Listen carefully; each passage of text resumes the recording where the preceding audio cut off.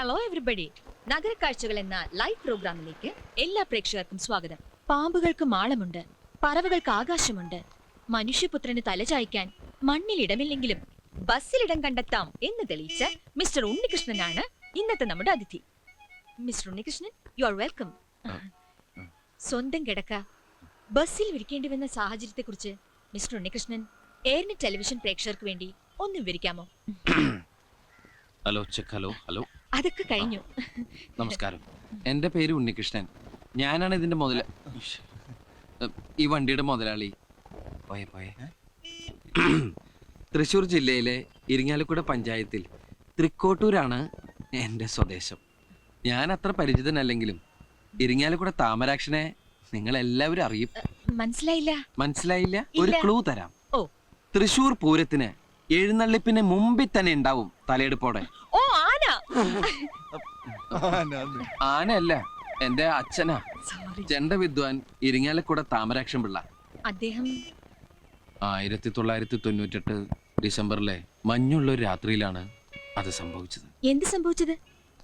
തൃപ്രയാർ ശിവക്ഷേത്രത്തിൽ ഉത്സവം കഴിഞ്ഞ് ചെണ്ടയും തൂക്കി അച്ഛൻ നടന്നു വരികയാണ്. അച്ഛൻ പോലും പ്രതീക്ഷിക്കാതെ അപ്രതീക്ഷിതമായിട്ടാണ് ക്രിസ്റ്റഫർ ബാക്കിൽ വന്ന് ഇടിച്ചത്.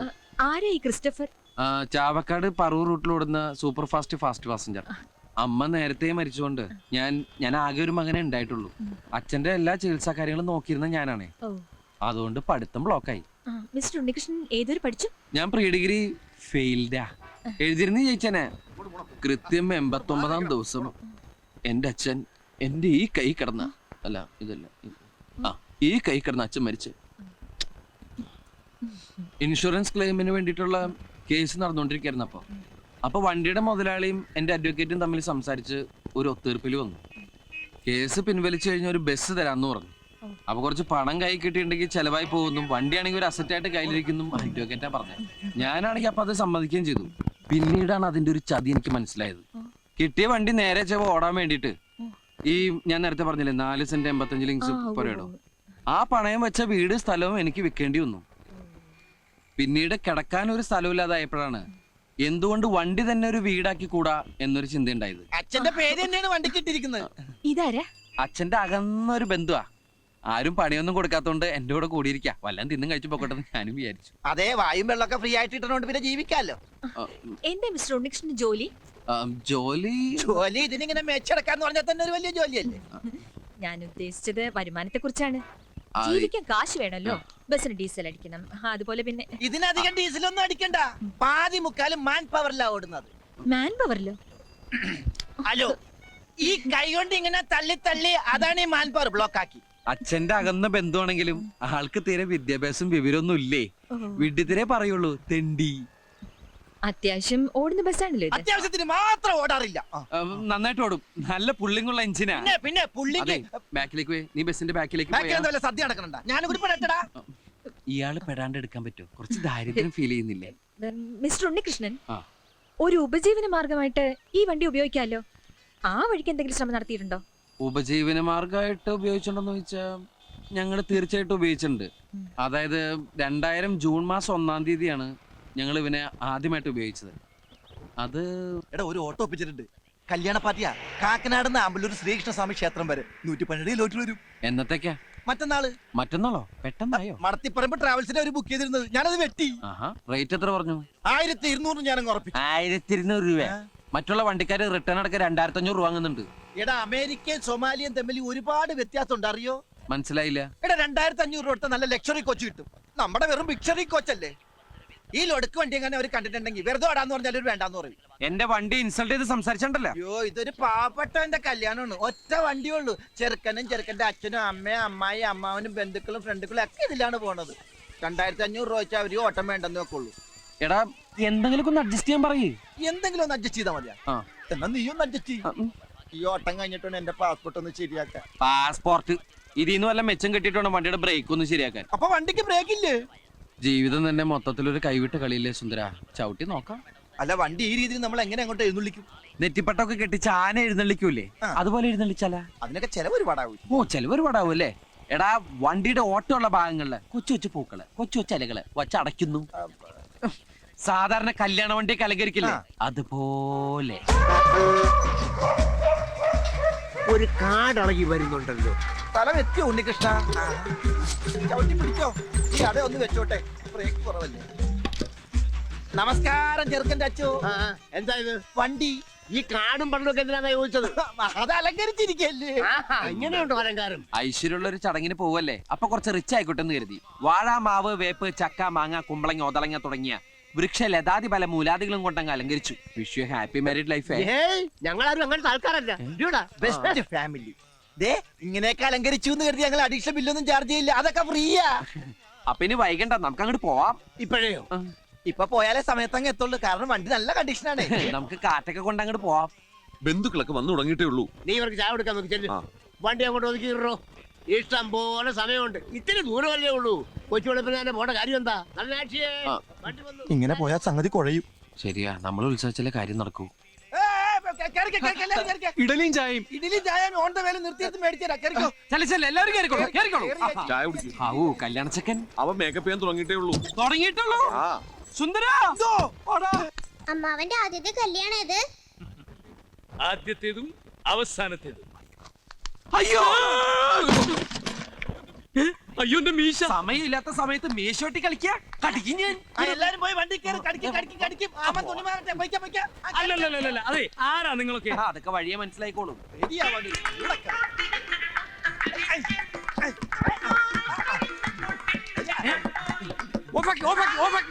എന്താ നിങ്ങൾ എന്നെ കളിയാക്കാണ്? ഞങ്ങളല്ലല്ലോ ആകാശവാണി തൃശ്ശൂർ തിരുവനന്തപുരം ആലപ്പുഴക്കാരല്ലേ. അവര് പറഞ്ഞു സമയം കളയത് ഇയാളെ സുന്ദരനാക്കോ. സുന്ദര സുന്ദര അനങ്ങാതിരുന്നോ, ഇന്നീ മീശമ ഞാനൊരു താജ്മഹാള് പണിയും.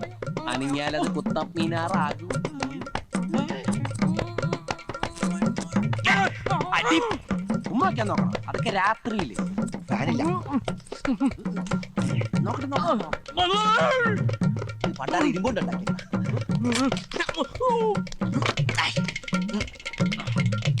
ഷർട്ടെടുക്ക്.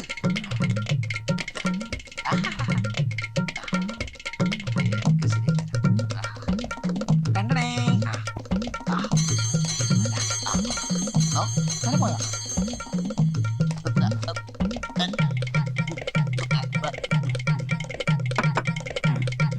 പിന്നെയും പെറ്റിക്കോട്ടായ.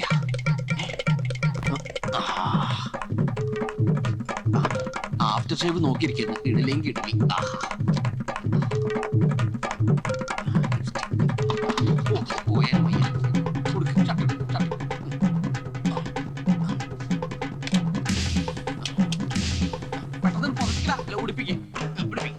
അതോട് മാറ്റി ഉടുപ്പിച്ചു. ആഹാ, മുടുക്കനായിപ്പ. സൂക്ഷിച്ച്. ഇതേതാ? ആരാ ഇവൻ? എവനൊന്നും വണ്ടിയൊക്കെ നോക്കുക. അയ്യോ, അമ്മാവന്റെ മോനാ കല്യാണ ചെക്കൻ.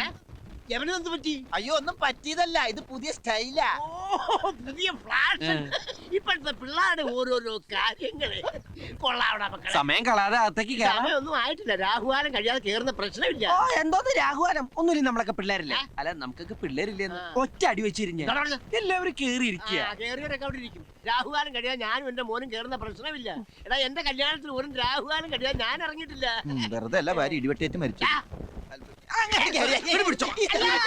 കല്യാണത്തിനല്ലേ, എല്ലു പിടിക്കല്ലല്ലോ കൊണ്ടുപോകുന്നേ.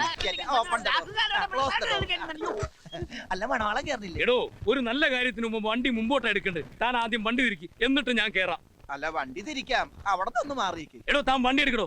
വണ്ടി എടുക്കാം അവിടെ. എടോ, വണ്ടി എടുക്കാൻ. എന്റെ അമ്മോ, റൈറ്റ്.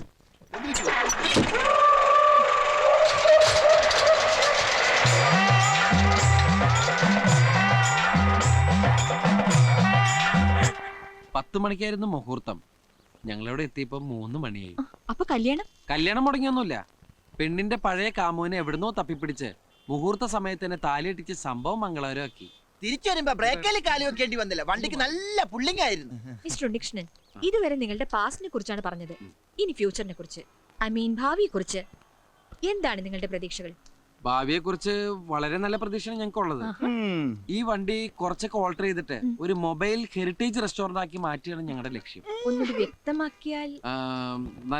നല്ലതരം നാടൻ ഭക്ഷണങ്ങൾ ലഭിക്കുന്ന ചലിക്കുന്ന ഭക്ഷണശാല. അതായത് കണ്ണും പൂട്ടി പറഞ്ഞാൽ തട്ടുകട. Wonderful idea. അല്ല, എന്നാണ് ഈ ഹെറിറ്റേജ് റെസ്റ്റോറന്റിന് ഞങ്ങൾക്കൊക്കെ ആഹാരം കഴിക്കാനാവുക? താമസിയാതെ തന്നെ അതിനുള്ള സാധ്യതകൾ ഉണ്ടാവും. മഹാലക്ഷ്മി ബാങ്കിന്റെ കൊച്ചി മാനേജർ കൈമൾ സാറ് ഞങ്ങളെ ഭയങ്കരമായിട്ട് സഹായിക്കാൻ നേരിട്ടുണ്ട്. കൈമൾ സാറെ ഞങ്ങൾ ദൈവത്തിന്റെ പ്രതിരൂപമായിട്ടാണ് കാണുന്നത്. അതെ, ഹനുമാനെ പോലെ. എന്തത് കരിയേ മാറിയാ? All the best for your dream project mister Unnikrishnan. പിന്നെ മിസ്റ്റർ ഉണ്ണികൃഷ്ണൻ, ആ. നിങ്ങളുടെ ഈ ബസ് ഇന്ന് സിറ്റിയിൽ ഒരു സംസാര വിഷയമായിരിക്കുകയാണല്ലോ. അതിനെ കുറിച്ച് എന്തെങ്കിലും? സിസ്റ്ററെ, എവിടെ ഞങ്ങളുടെ ഈ ബസ് ഉണ്ടോ അവിടെയൊക്കെ ട്രാഫിക് ജാം ഉണ്ടായിരിക്കും. അത് ഞങ്ങളുടെ കുഴപ്പം കൊണ്ടല്ല. എന്നെ മനഃപൂർവ്വം കരിവാരിത്തേക്കാൻ കുറച്ച് ആൾക്കാർ ഇറങ്ങിയിരിക്കുകയാണ്. സത്യം പറയണമല്ലോ, ഇവിടെ ട്രാഫിക് ബ്ലോക്ക് ഉണ്ടാക്കുന്നത് ആരാണ്? ഇവിടുത്തെ ട്രാഫിക് പോലീസുകാരാണ്.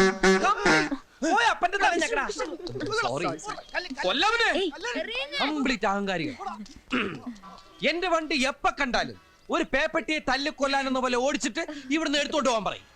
അവർക്ക് അതൊക്കെ ഒരു തമാശയാ. എന്തിന് ഈ ബസ് കസ്റ്റഡിയിൽ എടുക്കണമെന്ന് ഉത്തരവിട്ട് ഒരു ആർക്കിയോ ഉണ്ട്.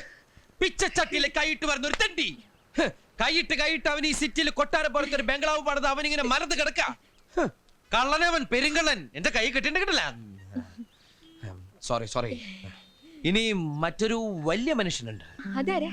ഈ നാടിന്റെ കുന്തിരിക്കമായ രോമാഞ്ച കഞ്ചുകിതനായ നോർത്ത് പോലീസ് സ്റ്റേഷനിലെ CI, ഞങ്ങളുടെയൊക്കെ പ്രിയപ്പെട്ട കുറുപ്പ് സാർ.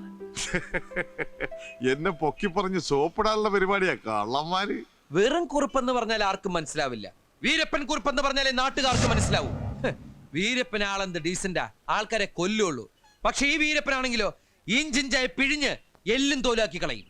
മനുഷ്യരക്തം കുടിക്കുന്ന ഒരു DTS രക്തരക്ഷസായാണ്. കാക്കിയിട്ടാൽ താൻ ഒരു ചക്രവർത്തിയാണെന്നാണ് അവന്റെയൊക്കെ ഒരു ധാരണ.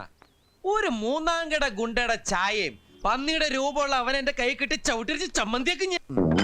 ഞങ്ങളെ പോലുള്ള പാവങ്ങളുടെ മെക്കിട്ട് കയറുന്ന, ഞങ്ങളെ മാന്യമായി ജീവിക്കാൻ സമ്മതിക്കാത്ത ഇവനെയൊക്കെ MG റോഡിൽ നാട്ടുകാരുടെ മുമ്പിൽ വെച്ച് കുനിച്ചു നിർത്തി കൂമ്പിലിടിച്ച് ബാക്കിൽ മണ്ണെണ്ണ ഒഴിച്ച് വായിൽ തിരികെ കത്തിച്ച് ചാമ്പലാക്കണം എന്നാണ് എന്റെ ആത്മാർത്ഥമായ അഭിപ്രായം. ഈ നാട് നന്നാവണമെങ്കിൽ ആദ്യം ഭരണവർഗം നന്നാവണം, പിന്നെ പോലീസുകാർ നന്നാവണം. Sorry mister no Unnikrishnan. Sorry, ഞാൻ സമ്മതിക്കില്ല. അല്ല, നമുക്ക് അനുവദിച്ചിരിക്കുന്ന സമയം കഴിഞ്ഞിരിക്കുന്നു. അതൊന്നും പറഞ്ഞാൽ പറ്റില്ല. എനിക്ക് കുറെ നേരം സംസാരിക്കാൻ. നിങ്ങൾ മെഗാ സീരിയലായിട്ട് ടെലികാസ്റ്റ് ചെയ്തോളൂ. ഓ നോ മിസ്റ്റർ ഉണ്ണികൃഷ്ണൻ, നിങ്ങളുടെ ഫീലിംഗ്സ് എനിക്ക് മനസ്സിലാവും. But the time is over. I am sorry. കഴിഞ്ഞു? ഓ കഴിഞ്ഞു മിസ്റ്റർ ഉണ്ണികൃഷ്ണൻ. താങ്കളുടെ വിലയേറിയ സമയത്തിന്റെ ഒരു ഭാഗം നഗരക്കാഴ്ചകൾ എന്ന ലൈവ് പ്രോഗ്രാമിന് വേണ്ടി ചെലവഴിച്ചതിൽ എയർനെറ്റിന്റെ പ്രേക്ഷകർക്ക് വേണ്ടി ഞാൻ നന്ദി പറയുന്നു. Thank you very much. അയ്യോ, ഇന്റർവ്യൂ സമയത്ത് കൂളിംഗ് ഗ്ലാസ് വെച്ചില്ല. നന്നായി. അല്ല, എനിക്കൊരു സംശയം. ഇപ്പൊ നമ്മ പറഞ്ഞെല്ലാം ടിവിയിൽ വരുമോ? ടിവിയിൽ വന്നാലെന്ത്, വന്നില്ലെങ്കിൽ എന്ത്? കുറച്ചു കാലായി മനസ്സിൽ അടക്കി വെച്ചിരുന്നൊക്കെ പുറത്തു പറഞ്ഞപ്പോ എന്തൊരു ആശ്വാസം. ശരിയാ. അയ്യോ കാലൻ. 100 ആയുസ. സാറിന്റെ പേര് പറഞ്ഞ് നാക്ക് പാകത്തേക്ക് ഇട്ടുള്ളൂ. ആ നാക്ക് ചവിട്ടി പുറത്തേക്കിടാനാണ് ഞാൻ വന്നത്. എന്താ സാർ? മുഖത്ത് കൂളിംഗ് ഗ്ലാസും വെച്ച് കരിയും തേച്ച ആളെ മനസ്സിലായില്ലെന്ന് വിചാരിച്ചു അല്ലേ? കോൺസ്റ്റബിൾ, മണ്ണെണ്ണ കൊടുക്ക്. അത് വെള്ളം തൊട്ട് തുടച്ചാലും പോകും സാർ. തീപ്പെട്ടി കൊടുക്ക്. കൂമ്പിനിട്ടിടിക്ക്. എന്തിടിയാണോ നീ ഇടിച്ചത്? എനിക്ക് നന്നായിട്ട് വേദനിച്ചു കേട്ടോ. സാറല്ലേ ഇടിക്കാൻ പറഞ്ഞു. നീ എന്താടാ പറഞ്ഞത്? MG റോഡിൽ കുനിച്ചു നിർത്തിയിട്ട്? ഓഹോ, അത് എക്സ്ക്യൂസ് മീ, ഈ MG റോഡ് എന്നുള്ളത് ഒന്ന് അഡ്ജസ്റ്റ് ചെയ്യണം. ഹൈക്കോടതി ജംഗ്ഷനാണ്. കുഴപ്പമൊന്നുമില്ല. ആ കുനിച്ചിരുത്തി കൂമ്പിലിട്ടിടിച്ചിട്ട് പിന്നെന്താണ് പറഞ്ഞത്? പൊന്നു സാറേ, ഞാൻ ഒന്നും പറഞ്ഞില്ല. പറഞ്ഞു ഉണ്ണി മറന്നുപോയതാ. കുനിച്ചിരുത്തി കൂമ്പിനടിച്ചിട്ട് ബാക്കിൽ മണ്ണെണ്ണ വെച്ചിട്ട് തിരി എവിടെ ഇടൂന്ന് പറഞ്ഞു. അത് ഞാൻ മറന്നുപോയി. എവിടെ ഇടുന്ന് പറഞ്ഞത്? വായിൽ ഓർമ്മയുണ്ട്. കത്തിക്കടാ, ഒഴിച്ച് കത്തിക്കടാ. നീ എന്താണ് താളം പിടിച്ച് കളിക്കേ? അത് അവന്റെ കൈ വരച്ചട്ടാ. പോലീസ് എന്ന് പറഞ്ഞ അവന് പണ്ടേ പേടിയാ. അപ്പൊ നിനക്കോ? എനിക്ക് ജനിച്ചപ്പോഴേ പേടിയാ. ആ കത്തിക്കടാ. എന്റെ സാറേ, ഞാൻ കാല് പിടിക്കാം. അപ്പോഴത്തെ ഒരു ആവേശത്തിന്റെ പുറത്ത് പറഞ്ഞതാ, പ്ലീസ്. ടിവിയിൽ നിന്റെ ലൈവ് ഷോ കണ്ടിട്ട് RTO എന്നെ വിളിച്ചത്. ലൈവ് ഷോ ആയിരുന്നു. RTO? ഞങ്ങൾ ഇപ്പോൾ ഒരു തീരുമാനത്തിലെത്തിയിട്ടുണ്ട്. ഈ പാട്ട ഏതെങ്കിലും കൊക്കയിലേക്ക് തള്ളി അയ്യോ, രണ്ടിനെയും കസ്റ്റഡിയിലെടുത്ത് പെരുമാറുക. വേണ്ട. പക്ഷെ നീ മറ്റൊരു കാര്യം പറഞ്ഞുവല്ലോ, മാന്യമായിട്ട് ജീവിക്കാൻ സമ്മതിക്കുന്നില്ലെന്ന്. ആ ഒരു പരാതി പരിഗണിച്ച് നിന്നെയൊക്കെ ജീവിക്കാൻ തന്നെ അനുവദിക്കാൻ പോവുകയാണ്. ഒരു 10 മിനിറ്റ് സമയം തരും. അതിനു മുമ്പ് ഈ പാട്ടത്തകരോടത്തോട് സ്ഥലം വിട്ടോളാം.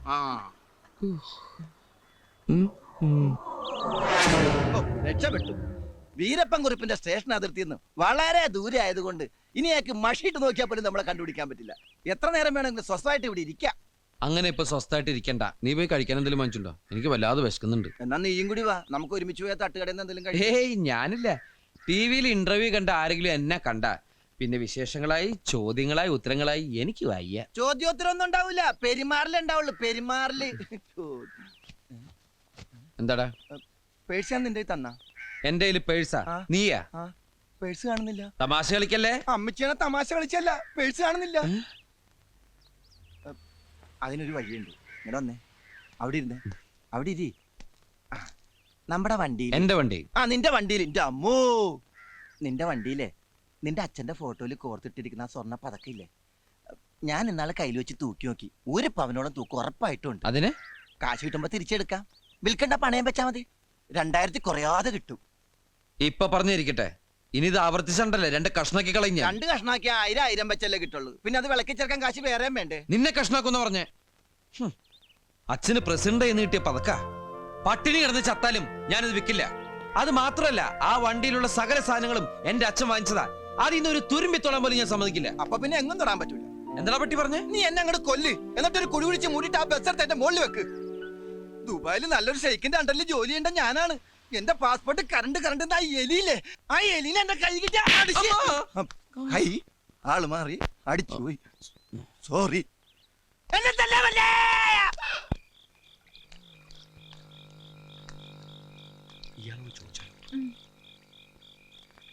പുഴയെ ചാടി ആത്മഹത്യ ചെയ്യാൻ വന്നവരാണോ? അതെന്താ അങ്ങനെ ചോദിച്ചേ?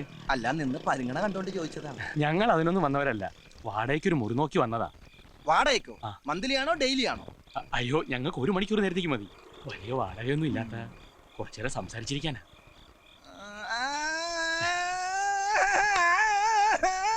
ചേട്ടൻ വലിയ സംസാരപ്രിയനാണല്ലേ? ഡെയിലി സംസാരിക്കാറുണ്ടോ? ഹേയ്, വല്ലപ്പോഴും ഒക്കെ. എനിക്ക് നിങ്ങളെ ആത്മാർത്ഥമായിട്ട് സഹായിക്കണമെന്നുണ്ട്. പക്ഷെ ഇവിടുത്തെ ഹോട്ടലെല്ലാം ഭയങ്കര